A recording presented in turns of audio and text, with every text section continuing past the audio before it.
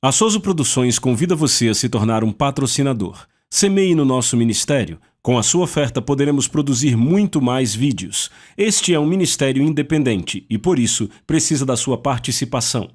Inscreva-se no canal e compartilhe os vídeos. Seja um multiplicador desta visão.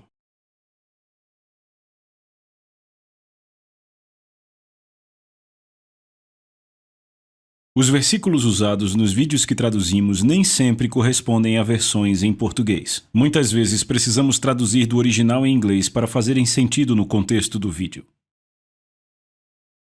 Uau, uau, uau! Ontem, nós chegamos em algum lugar, não é? Andamos uma boa distância. Eu compartilhava com vocês algumas coisas muito importantes. Quando você estuda sua Bíblia, você observa que os homens mais fortes daquela época, que dominavam o mundo, eram gigantes físicos. Gigantes físicos começaram a dominar o mundo. Então veio uma outra era. Gigantes mentais. Gigantes mentais descobriram o que fazer para subjugar gigantes físicos. Já foi dito que os homens são um ser trino, alguns dizem que é tríplice. Qualquer que seja a definição que você tem para o homem, ele primeiramente é um ser espiritual, ele tem uma alma e ele vive num corpo. Ele treinou o seu corpo físico para ser tão forte e ele tem feito grandes coisas. Mas há outras coisas que ele não pode fazer, apesar de tudo que ele já treinou o corpo para fazer. E havia coisas maiores do que o seu corpo podia fazer. Ele teve que treinar sua mente. E isso pertence ao reino da sua alma. E isso mudou o mundo. Mas ainda existe muito mais que a mente humana não foi capaz de alcançar, que deve ser feito e que requer muito mais do que a maior capacidade mental dos homens pode alcançar. E isso terá que ser feito por gigantes espirituais. Então você teve gigantes físicos, você teve gigantes mentais. Estamos chegando numa nova era, onde teremos gigantes espirituais.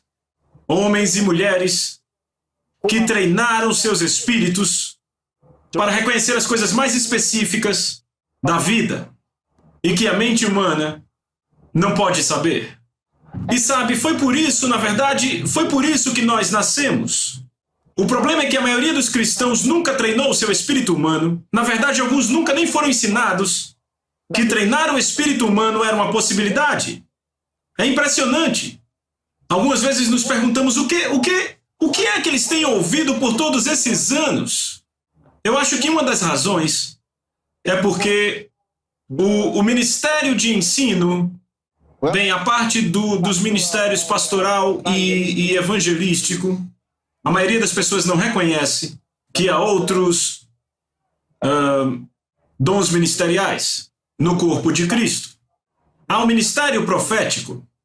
É claro que há diferenças, eu gosto de deixar isso claro às vezes. Na parte ocidental deste país, você tem várias pessoas chamadas profetas. Sabe, o profeta isso, o profeta aquilo. Não é porque eles foram chamados no ofício de profeta, mas porque a simples palavra que eles aplicam aos ministros, a um homem de Deus, em toda aquela área do país, é primordialmente a palavra traduzida do idioma que significa profeta. Então, todo aquele que é um homem de Deus, eles chamam profeta. No certo sentido espiritual, isso está correto, porque todo homem de Deus fala por Deus. E nessa terminologia genérica, todos eles são profetas. Mas quando você fala do ministério de um profeta, isso é uma coisa totalmente diferente. É como dizemos que temos professores de escola dominical nas igrejas, e você diz, aquele é o meu professor da escola dominical, lá vai meu professor, aquele é o meu professor daquela escola bíblica, das aulas de Bíblia que eu tenho. Isso não significa que ele é chamado no ministério de mestre. Foi dada a ele a responsabilidade de ensinar, mas existe algo específico que é o ministério de um mestre.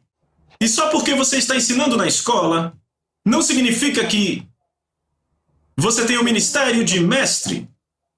Não, o ministério de mestre é um chamado especial do Espírito Santo E Ele te dá tal revelação e habilidade para comunicar a palavra de Deus de forma sobrenatural. Então há esses ofícios no corpo de Cristo, o ministério apostólico, o ministério evangelístico, sabem? E todos eles são importantes.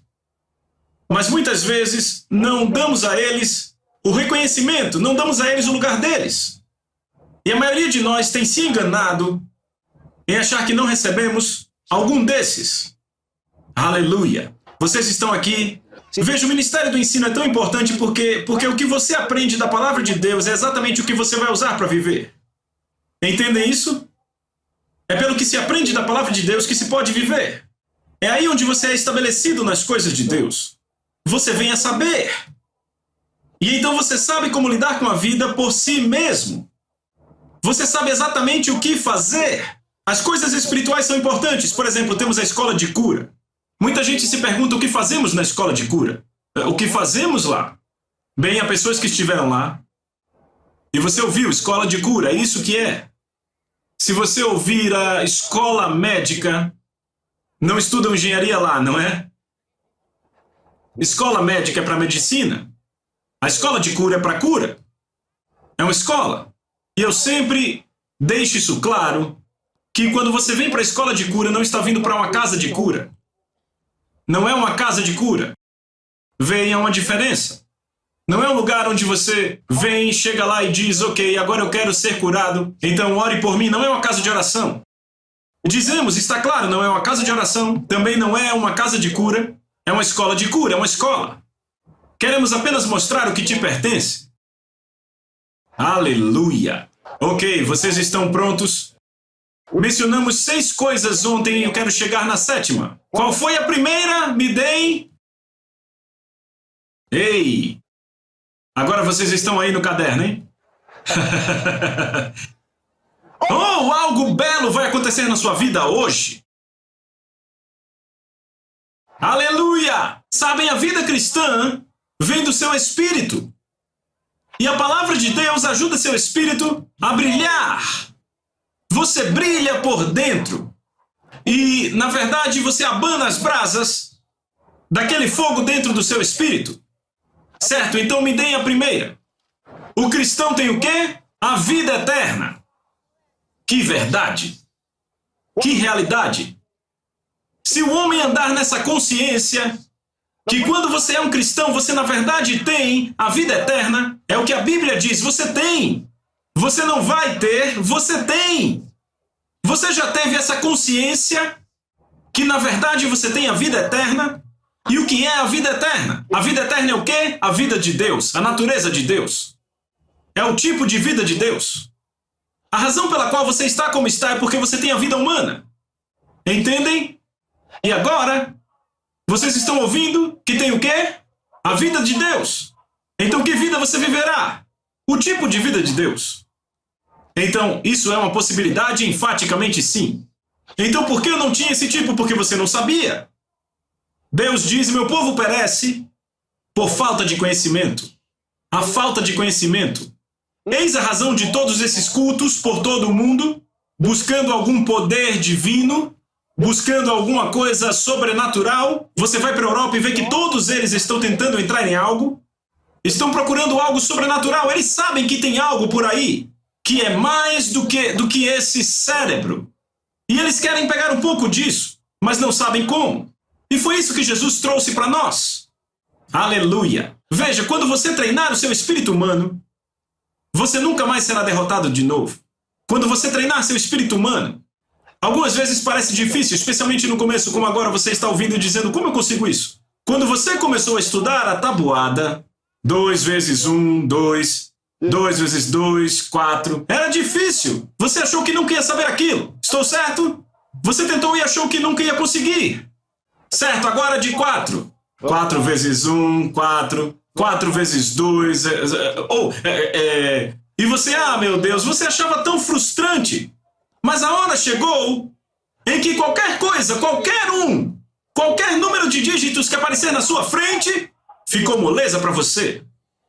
Entende? Porque você passou pelo processo. Você entendeu os princípios. Agora é moleza para você. É a mesma coisa que acontece no reino do Espírito. Quando você começa a tentar, parece difícil. Mas apenas continue. E vai descobrir que é tão fácil. Aleluia! É fácil. Ah, e a segunda foi qual? Outra vez o cristão derrotou Satanás. Ótimo. A terceira, o cristão o quê? Tem fé. Ele tem isso. Tudo que ele tem que fazer para com Deus é desenvolvê-la, fazê-la forte e aumentá-la. Número 4, eu nem ouvi. O cristão é a justiça de Deus. Eu gosto disso. Ele é a justiça de Deus. Ele é a prova da equidade de Deus. Ele é a prova que Deus é justo e reto e imparcial. Aleluia. A quinta, o cristão tem a graça para se sobressair em tudo. Você já começou a pôr isso para funcionar? A viver uma vida excelente? Você tem que entender que não é apenas possível, é praticável. Você tem a graça para se sobressair em todas as coisas. Você pode. Primeiro você tem que crer que isso está em você, que é sobre você. Aleluia. E muitos de nós não sabem como tratar com as coisas do Espírito, com as leis de Deus. E nos perguntamos, por que somos como nós somos? Eu fiz a pergunta agora há pouco. Eu disse, por que nós temos tantos com problemas mentais? Algumas vezes esses problemas mentais não são por causa da epilepsia e por aí vai. Muitas vezes, pais, eu espero que vocês me ouçam. Muitas vezes eles são resultado das suas palavras. Muitas vezes eles são resultado das suas palavras. Você chama os seus filhos besta, burro, cabeção, não serve para nada. E então ele se torna assim. E aí você diz, ó Deus, cure ele. Como Deus vai curá-lo? Foi disso que você o chamou, foi isso que você trouxe. Você tem que aprender a mudar o seu falar. Foi por causa da forma como ele estava se comportando, por isso que eu disse, não chame do que você vê, chame-o do que você quer, chame-o do que você quer. É tão importante. É por isso que, por que tantos de nós temos dificuldade em crer em Deus? Porque pensamos que Deus é como nós. Não, nós é que temos que ser como Ele. Pensamos que Deus é como nós. Então é difícil perdoar a nós mesmos, vemos a nós mesmos como nos comportamos e então nos chamamos da figura que recebemos. Mas Deus nos dá um princípio diferente. Ele diz, é o princípio do espelho. Ele diz, à medida que olhamos para a glória de Deus no espelho, somos mudados. Como você pode ver a glória de Deus no espelho? O que Deus está dizendo? Ele diz, quando você olha no espelho de Deus, você vê a glória de Deus. Isso é algo fantástico. Se eu olho no espelho, eu vejo a mim mesmo. Então o que Deus está me dizendo? Que eu sou a glória de Deus. Então ele me diz, se você continuar olhando, você se metamorfoseia, você é transfigurado para se tornar mais e mais como a glória que você viu no espelho. E o que ele diz que é o espelho de Deus? A palavra de Deus. Por isso, quando eu falo a palavra de Deus a você, você sente como uma força vindo. Você se sente como sendo realmente glorioso, se sente como alguém especial. Porque tudo que eu estou fazendo é te mostrando o espelho de Deus. E ele diz, quando olhamos, somos mudados. Na medida que olhamos, somos mudados. Você literalmente sente uma mudança acontecendo no seu espírito. Chame os seus filhos do que você quer ver. Não os chamem como eles se comportam. Bem, você deve saber que o que você está fazendo não está funcionando, porque você chama ele daquelas coisas feias e ele não melhora. Então tente o que eu estou dizendo. Chame-o do que você vê no seu espírito, o que você quer, não o que você vê ele fazendo. Ele age como um tolo, você diz, tolo, vem aqui. Você está errado, porque é isso que você vai ter. É o que você vai ter. Sabe do que Deus nos chama? Meus justos. É disso que ele nos chama. Ei, deixa eu mostrar algo. Vá para o livro de Hebreus. Vocês estão aí? Eu quero que você leia o capítulo 3. Hebreus capítulo 3, versículo 1. Eu quero que vocês leiam juntos. Por isso, santos irmãos... Não. Ele deve dizer, por isso, irmãos pecadores. Não, se ele dissesse isso, você ia concordar rápido. Sim, esse sou eu. Por isso, irmãos pecadores, foi o que você viu? Por isso, irmãos insensatos, foi o que você leu? Eu sei que vocês conhecem, ó Gálatas insensatos. Ainda bem que ele foi tão específico. Gálatas. Eu não sou Gálata. Bem, ele disse, por isso, santos irmãos. Você é santo, mas sabe, a doutrina da santidade foi tão bagunçada. Em muitos lugares eles pensam que os irmãos santos são aqueles que ficam parados, entendem? Eles não tocam em ninguém, não fazem nada, quer dizer, eles apenas levam a santidade, sabe? E ele fala, bom dia, irmão, ou irmã.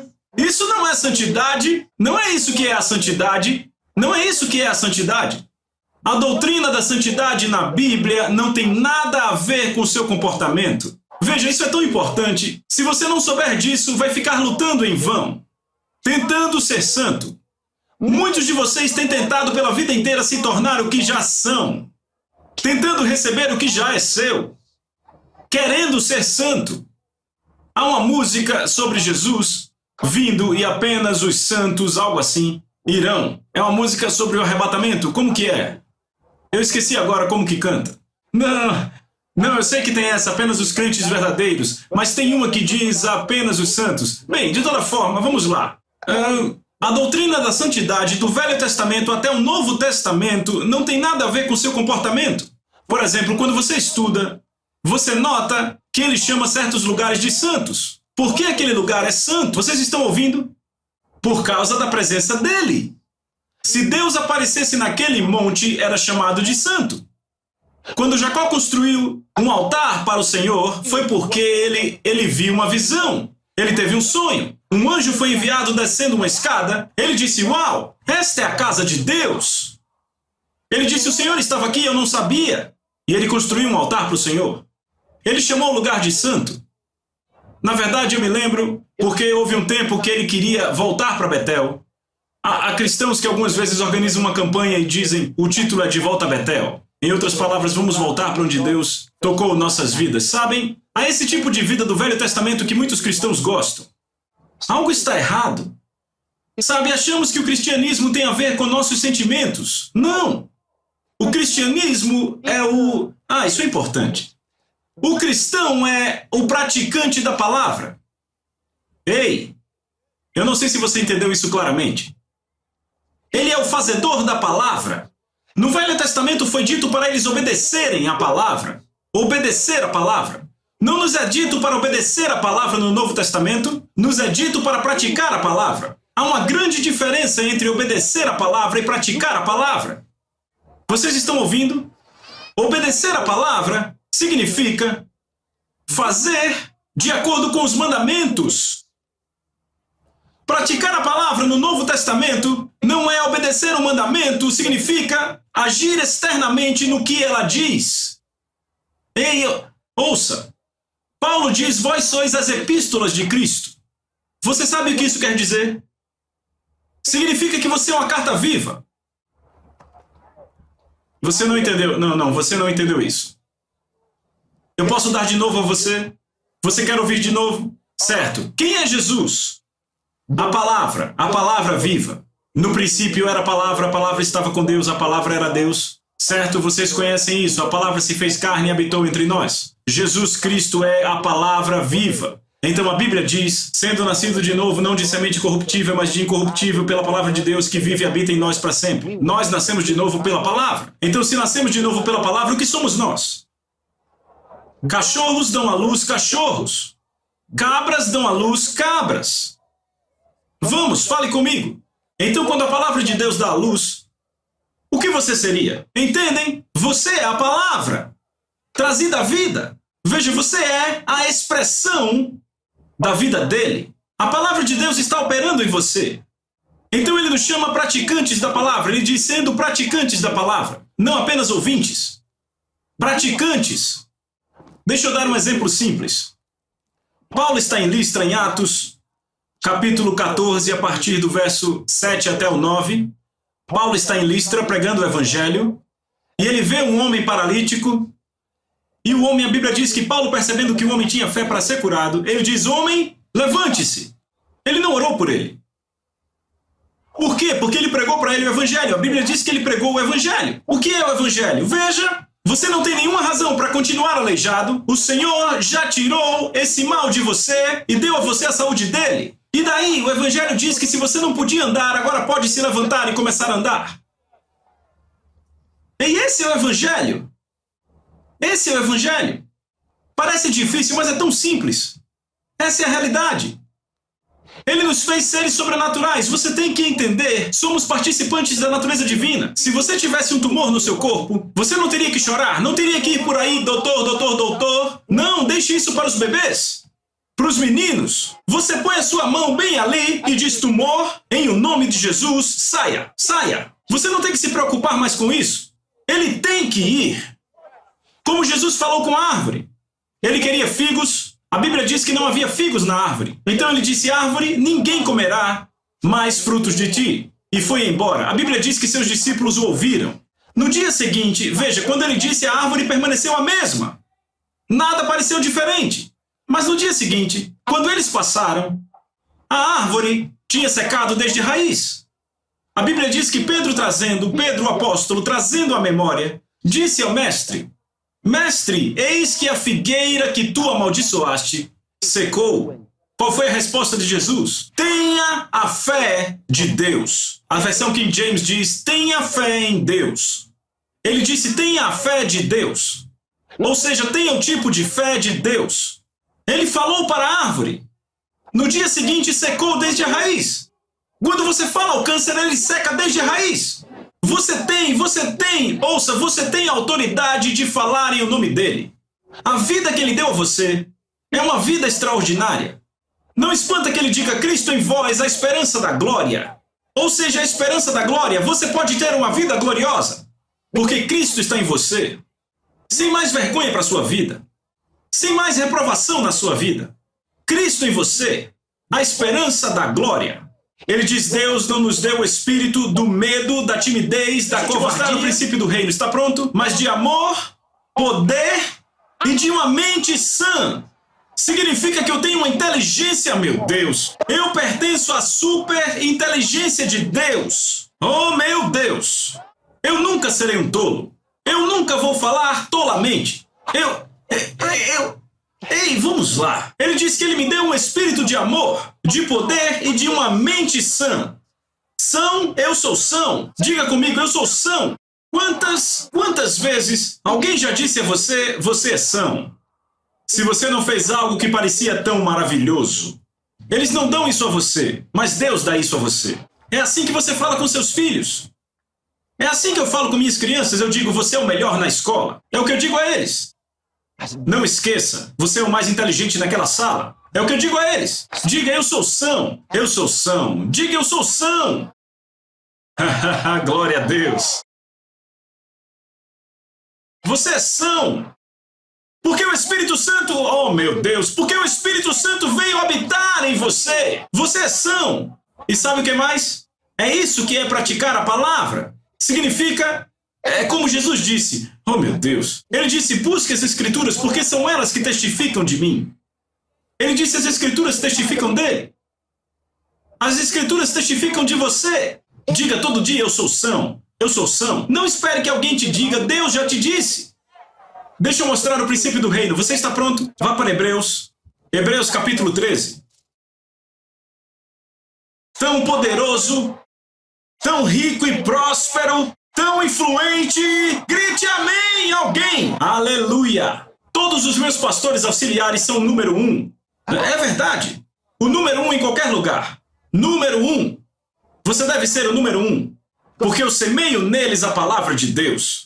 Você é o número 1. Diga, eu sou o número 1. Aleluia. Este livro fará de você o número 1. Certo. Hebreus capítulo 13.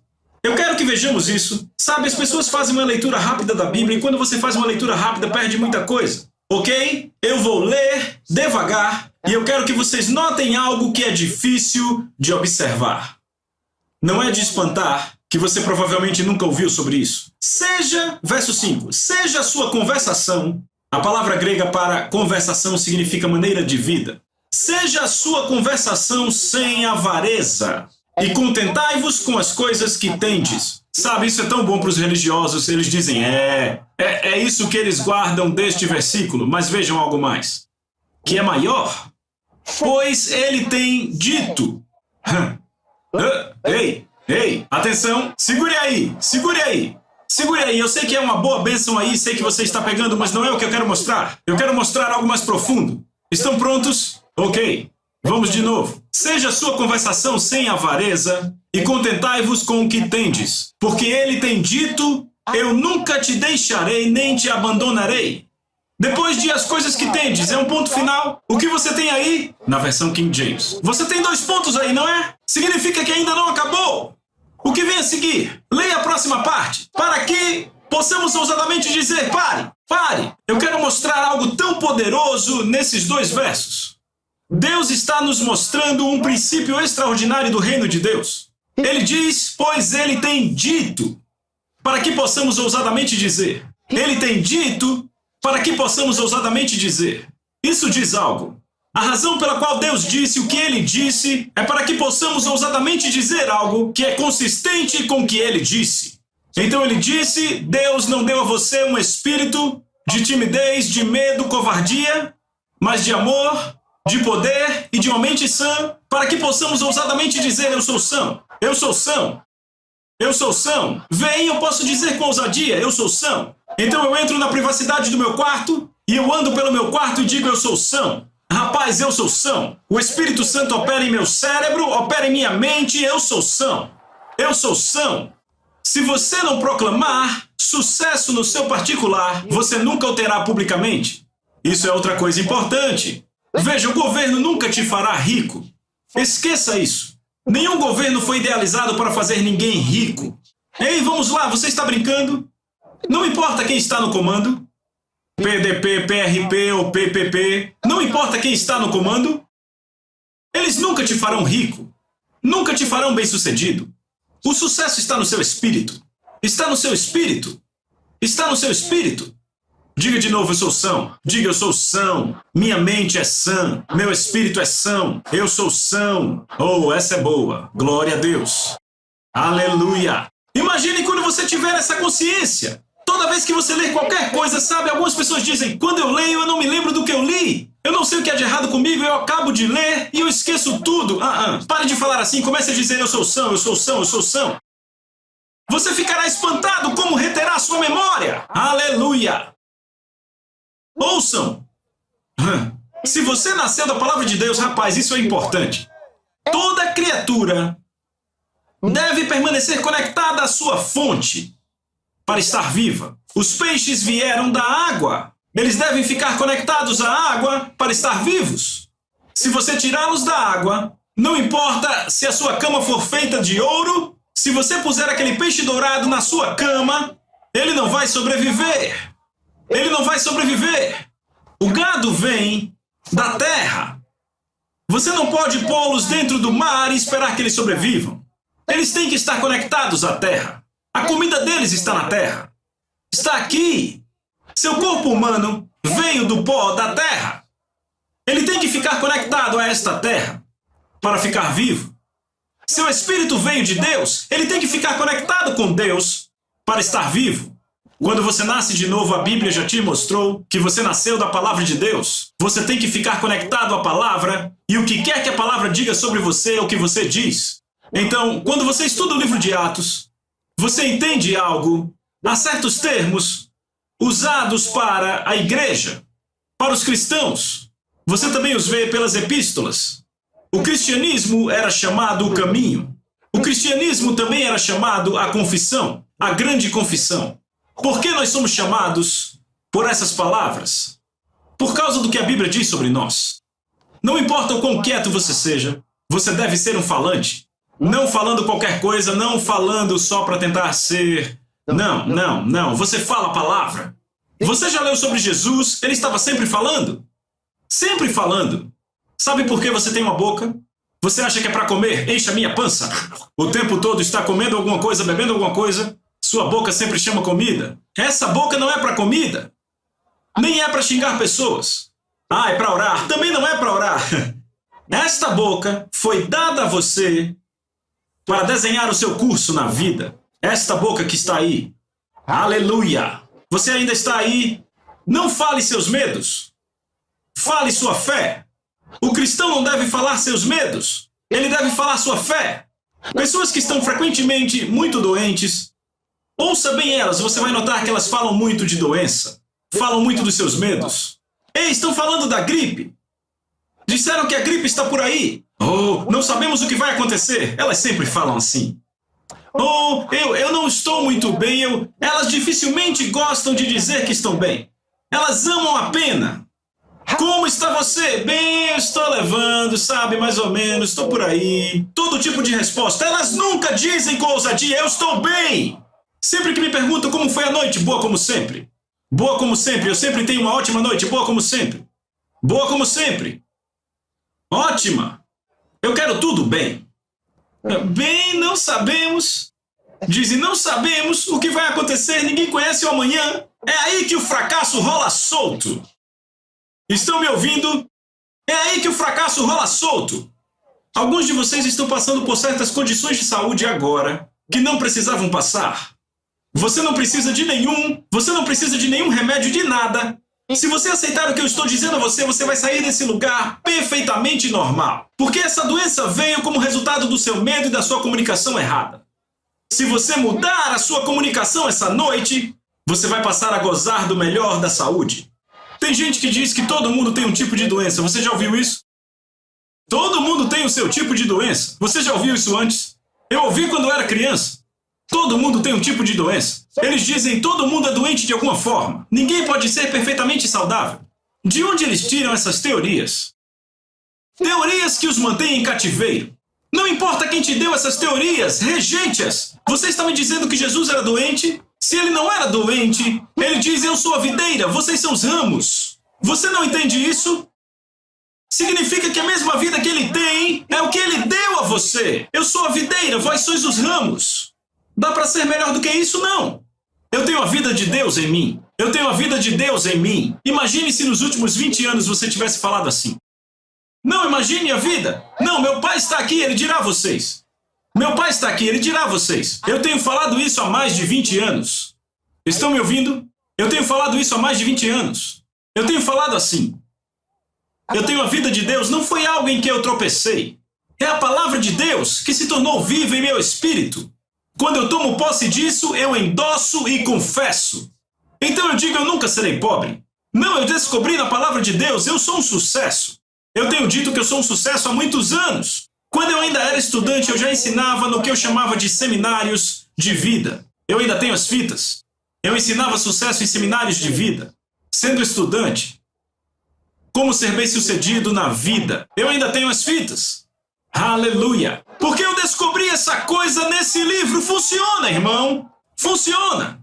Eu aprendi que posso falar com meu carro, posso falar com meu corpo, posso falar com meus sapatos, posso falar com tudo. Posso falar com meu dinheiro, posso falar com tudo. Eu descobri isso e comecei a fazer isso. Esse é o caminho. Somos filhos de Deus. Ei, esse não foi um dos pontos que eu dei? Esse foi o último? Ponto 6. Sim, bonificados, legais e vitais, filhos de Deus. Ele diz agora, amados, agora somos filhos de Deus. Nós não vamos ser, não estamos prestes a ser. Não é uma promessa, é uma declaração de um fato. Ele diz, temos a tecton de Deus, tecton. E eu explico a diferença entre tecton e hiotésia, adoção. Somos a tecton de Deus, ou seja, nascemos vitalmente de Deus. Somos a reprodução dele. Você entende? Não apenas filhos legais são herdeiros. Nós, na verdade, viemos dele. Temos a mesma vida. Nós somos tão filhos de Deus quanto Jesus é filho de Deus. Que ousadia deveríamos ter? Que vida devíamos estar vivendo? Sabe, tem gente preocupada em como não cometer o erro, sabe como o homem pode viver sem pecado. O problema do pecado não é mais problema seu. Romanos 6,14 declara: o pecado não terá domínio sobre você. Se torne consciente da justiça. Ai, ai. Ok, eu deixei de fora o número 7, agora eu vou dar o número 7. Vocês estão prontos? Então deixa eu dar de uma forma que vocês possam escrever. Foi o número 7 que faltou, não é? Ho, ho, ho, ho, glória. Veja, há uma diferença entre este Bem, lembram que dissemos, o cristão é a justiça de Deus, certo? Há uma grande diferença entre isso e esse agora. E eu expliquei como ele é a justiça de Deus. Veja, esse aqui é, o cristão foi feito justo com a justiça de Deus. Meu Deus. Oh, meu Deus. Oh, meu Deus. Pense sobre isso. Você sabe o que é ser feito justo com a justiça de Deus? Certo. Pronto para a passagem? Vamos voltar para uma delas, onde tivemos aquela que nós lemos ontem. Romanos capítulo 3, verso 26. Você pode ler para mim? Encontraram? Certo, leiam para mim, verso 26. Tendo em vista a manifestação da sua justiça no tempo presente, para ele mesmo ser justo e o justificador daquele que tem fé em Jesus. Oh, glória a Deus! Para ele ser o justo e o quê? O justificador daquele que crê em Jesus. Bem, isso fica um pouco cego para nós. Foi por isso que eu dei a vocês as palavras gregas ontem para justificação e então justiça. Bem, aqui o que ele está dizendo, na verdade, é para ele mesmo ser justo e o justificador daquele que crê em Jesus. Ele é a justiça do homem que crê em Jesus. Ele diz, o próprio Deus provou ser justo. Então, dessa forma, eu sou a prova que ele dá de sua justiça. Ele se declarou, mostrou a si mesmo como justo. E ele é o justificador. A justiça do homem que crê em Jesus. Ele é a minha justiça. Eu sou feito justo com sua justiça. Veja Romanos capítulo 5. Leia o verso 1. Capítulo 5. Leia o verso 1. 1, 2, vão. Justificados, pois, mediante a fé, temos paz com Deus por meio do nosso Senhor Jesus Cristo. Justificados, pois, mediante a fé, temos paz com Deus, sendo feitos justos pela fé. Sendo declarados justos pela fé. Ele diz, nós estamos em paz com Deus. Ele está falando de uma unidade. É como quando você declara paz entre nações que estavam em guerra e agora elas se juntam em paz. É assim que ele está olhando. Sendo dessa forma declarados justos pela fé, temos paz com Deus por nosso Senhor Jesus Cristo. Vai ficar melhor, vai ficar melhor. Verso 17. Dessa vez eu quero que você leia com cuidado do verso 17 até o verso 19. Você vai amar isso. 1, 2, vão. Se pela ofensa de um e por meio de um só reinou a morte, muito mais os que recebem a abundância. Aqueles que o quê? Receberam a abundância da graça. E o quê? O dom da justiça. Reinarão em vida. Marque esse verso. Marque o verso 17. Vamos voltar para ele. 18. Pois assim como por uma só ofensa veio o juízo sobre todos os homens para condenação, assim também por um só ato de justiça veio a graça sobre todos os homens para a justificação que dá vida. Meu Deus, isso é maravilhoso. Vá para o 19.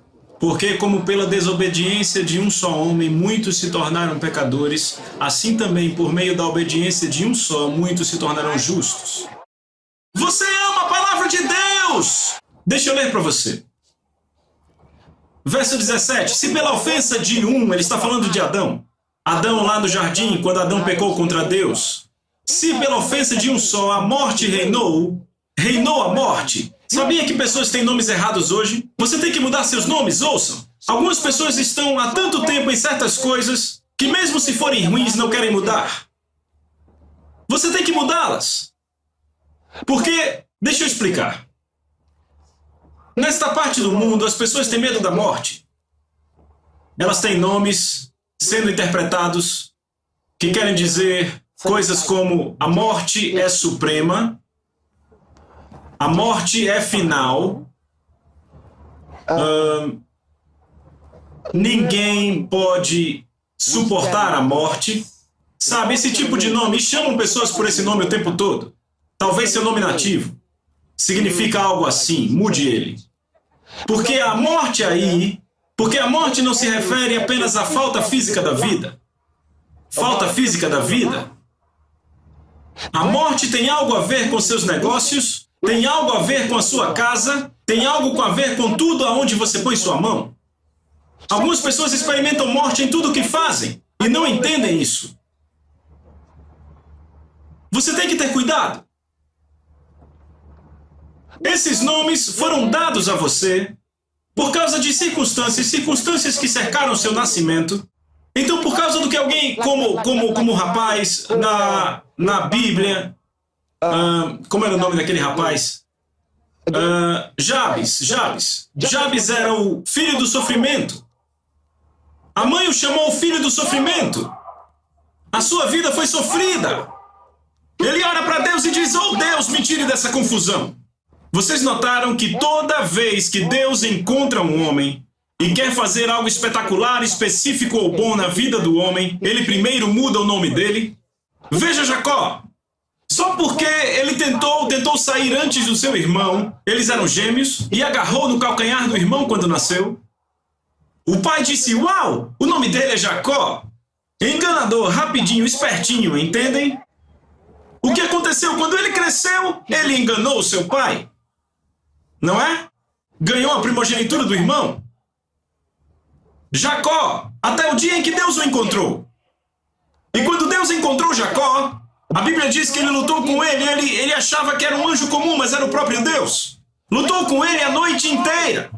Ele disse: "Eu não te deixarei até que você me abençoe." Deus disse: "Eu não posso te abençoar." Por que o seu nome? Qual o seu nome? Ele disse: "Meu nome é Jacó." E Deus disse: "Isso mesmo. Eu não posso abençoar Jacó. Jacó é enganador. Não abençoa o enganador." E Deus disse: "Tudo bem, seu nome é mudado agora. Você não será mais chamado Jacó, mas Israel." Alguns aqui se chamavam Jacó até agora. O Jacó real foi mudado para Israel e você ainda atende por Jacó. Algo deve estar errado. O que é Simão? Um homem chamado Simão foi a Jesus. Jesus disse: "Qual é o seu nome?" "Meu nome é Simão." Você sabe o que significa Simão? Errante, balançado pelo vento, instável. É a versão do Novo Testamento para Rúben. Instável. Jacó disse para seu filho Rúben: "Você é instável como a água. Dessa forma nunca se sobressairá." Jesus disse a Simão: "Você não será mais chamado Simão, mas Pedro, uma rocha, uma pedra, uma pequena pedra, que está fundamentada numa base maior." É isso que Pedro significa. É Petrus. É aquela pedrinha que você acha no chão. Você acha que é algo pequeno, tenta chutar e... Quando você olha bem, cava uma pedra muito maior dentro da terra. Isso é Pedro. Não é uma pedrinha que você joga. Não. É Petrus na Petra.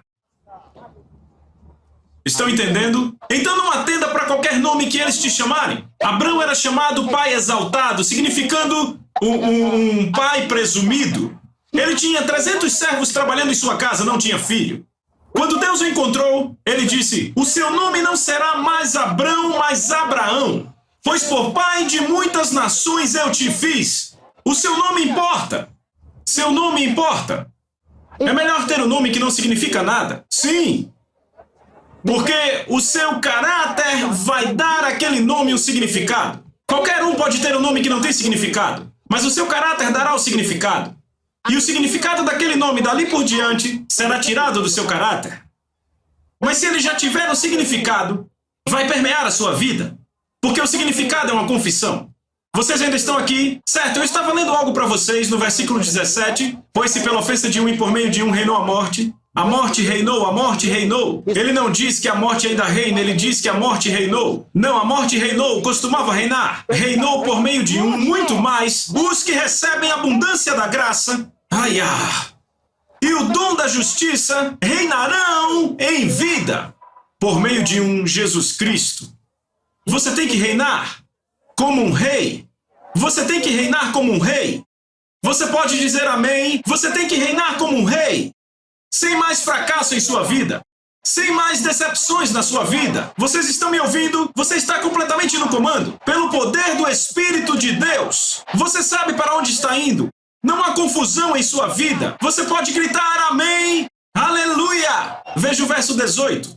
"Pois assim como por uma só ofensa o juízo veio sobre todos os homens para a condenação, assim também, por um só ato de justiça, o dom gratuito veio sobre todo homem para a justificação da vida." Que argumento! Paulo era um advogado. Que argumento! Meu Deus! Isso é extraordinário. Que argumento! Que apresentação! Que submissão! Isso é maravilhoso. Eu amo isso, amo isso. Deixa eu ler o verso 19. Uau! Porque como pela desobediência de um homem, muitos se tornaram pecadores. Pela desobediência de Adão, muitos se tornaram pecadores. Então, pela obediência de um, muitos se tornarão o quê? Justos. Então, na noite passada, muitos aceitaram a Cristo aqui. Se tornaram justos. Hoje à noite, alguns se tornarão justos. É por isso que você tem no tempo futuro. Porque é contínuo. Ganhando mais pessoas que vão entrando na justiça de Deus. Porque ele apresenta a você o aspecto legal da redenção e o aspecto vital da redenção. Você foi feito justo, com a justiça de Deus.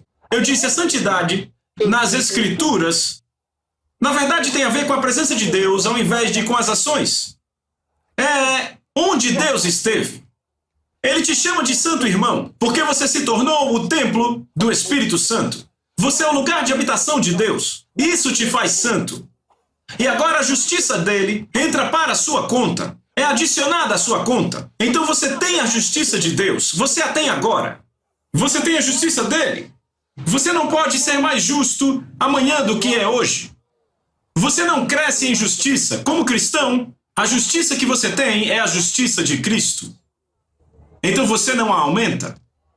Você não pode ser mais justo do que foi no dia em que se tornou cristão, quando recebeu Cristo no seu coração. Naquele dia você foi feito justo. Agora, qual é o benefício desse conhecimento?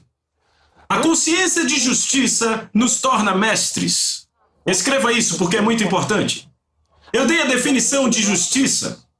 Ela nos dá a habilidade de estar na presença de Deus sem condenação, sem culpa, sem inferioridade. É a justiça de Deus no espírito humano. É a habilidade de agir na justiça. Isso é justiça. Está em conformidade com a verdade da vontade de Deus revelada. Isso é justiça. E a Bíblia diz que isso nos foi concedido como um dom. Você leu no verso 17. É seu dom. Ele deu a você. Agora você pode estar na presença de Deus sem medo, da mesma forma que pode estar na presença de Satanás sem medo, como mestre. É a razão para a comunhão. Em 1 Coríntios capítulo 1 e verso 9, fiel é Deus pelo qual fostes chamados à comunhão do seu Filho Jesus. A justiça torna a comunhão possível. Veja, por causa dessa justiça que ele nos concedeu, ele nos trouxe em unidade consigo. Ele nos presenteou para sermos justos. Quando ele nos tornou justos, ele nos trouxe à sua sala do trono para compartilhar dele. Então compartilhamos não só o que pertence a ele, mas compartilhamos seu próprio nome. Somos chamados pelo nome de Jesus. Isso é extraordinário, isso é fantástico. Pense sobre isso. Ele diz, nós somos o corpo de Cristo. Ele é a cabeça e nós somos o corpo. O corpo e a cabeça são chamados pelo mesmo nome. A Bíblia diz, vós sois Cristo. Pense nisso. Ele diz que somos membros do seu corpo, da sua carne e dos seus ossos. Nós somos. Essa é a base da comunhão.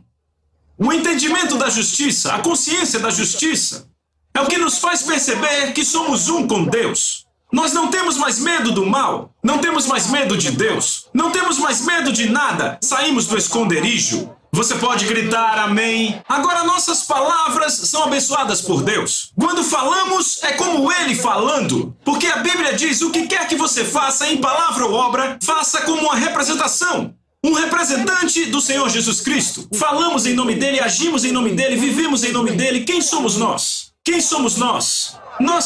Pense nisso, no que nos tornamos? Pela glória de Deus. Você pode gritar amém. Como Jesus foi, nos tornamos a refulgência da glória dEle. A imagem expressa da personalidade dEle. É isso que nós somos. E quando reconhecemos que toda vez que oramos, nós entendemos que todo o céu nos dá ouvidos, porque agora temos a posição de justo na presença de Deus. A posição de justo. É isso que a justiça dá a você, a posição de justo na presença de Deus. Aleluia! E a Bíblia diz, a oração eficaz e fervente de um homem justo pode muito em seus efeitos. Ela faz com que um poder tremendo esteja disponível, dinâmico na sua operação. A oração do justo. E nós somos a justiça dele. Nós somos os seus justos. É maravilhoso. Agora, quando oramos, todo o céu ouve. Quando oramos, não existe não. A Bíblia diz, sabe, quando eu era jovem nas coisas de Deus, eu e um amigo conversávamos e dissemos, sabe, as pessoas não entendem porque Deus diz sim algumas vezes e não outras. Quando você ora, Deus pode dizer não para algo. Se ele não concorda com você, diz não. E se ele concorda, diz sim. Bem, estávamos errados. Eu descobri na Bíblia que ele nunca diz não. Não, ele nunca diz não. Está surpreso? Ele diz todas as promessas de Deus em Cristo Jesus são sim, e nele amém, para a glória de Deus. Bem, quando você ora fora da vontade dele, ele não te ouve. Você não usa os códigos corretos. Ele simplesmente não te ouve. Ele não precisa dizer não. Ele apenas não te ouve. A Bíblia diz, se orarmos de acordo com a sua palavra, de acordo com a sua vontade, ele nos ouve. E se sabemos que ele nos ouve, o que quer que pedirmos, sabemos que temos os pedidos que desejamos dele. Que vida! Diga a alguém, que vida! Que vida! Você foi trazido a uma vida sobrenatural. Você não é ordinário. Eu disse, você não é ordinário. Não é de espantar que a Bíblia diga que as armas da nossa milícia não são carnais, mas são poderosas por Deus para derrubar fortalezas, pôr abaixo imaginações, trazendo abaixo todo o alto pensamento que se exalte contra o conhecimento de Deus. Grite amém! Quem é você? Participante da natureza divina. Você nunca vai fracassar. Você não pode ser derrotado. Você tem a sabedoria de Deus agindo em você. Você pode gritar amém. Diga, eu sou sábio. Eu sou sábio. A sabedoria de Deus me foi concedida. Ei, você sabia disso? Sabia disso? Sente por um momento. Sente, sente. A Bíblia diz que Cristo vai para 1 Coríntios capítulo 1. 1 Coríntios capítulo 1. Você está recebendo algo? 1 Coríntios capítulo 1, verso 30. Eu quero que vocês leiam o verso 30 para mim. 1, 2, vão. Mas dele sois vós em Cristo Jesus, que de Deus é feito através de vós sabedoria e justiça. Ele é feito através de nós o quê? Significa que ele é minha sabedoria. Oh, meu Deus. E o quê? Justiça. E o quê? Santificação. E o quê? Redenção. Viram? Ele é minha sabedoria. Não me falta sabedoria. Ele é minha sabedoria. Cristo é minha sabedoria. Será que eu sou esperto? Vê por que eu sou esperto? Porque Cristo é minha sabedoria. Eu sou esperto. Cristo é minha sabedoria. Eu sou esperto. Eu posso encarar o dia. Eu posso encarar o futuro. Cristo é a minha sabedoria. Eu sou esperto. Eu sou esperto! Rapaz! Grite aleluia! Uau! Você ama a palavra de Deus? Ela está agindo a seu favor? Certo, vamos pôr para funcionar agora. Você está pronto? Você está pronto? A Soso Produções convida você a se tornar um patrocinador. Semeie no nosso ministério. Com a sua oferta poderemos produzir muito mais vídeos. Este é um ministério independente e, por isso, precisa da sua participação. Inscreva-se no canal e compartilhe os vídeos. Seja um multiplicador desta visão.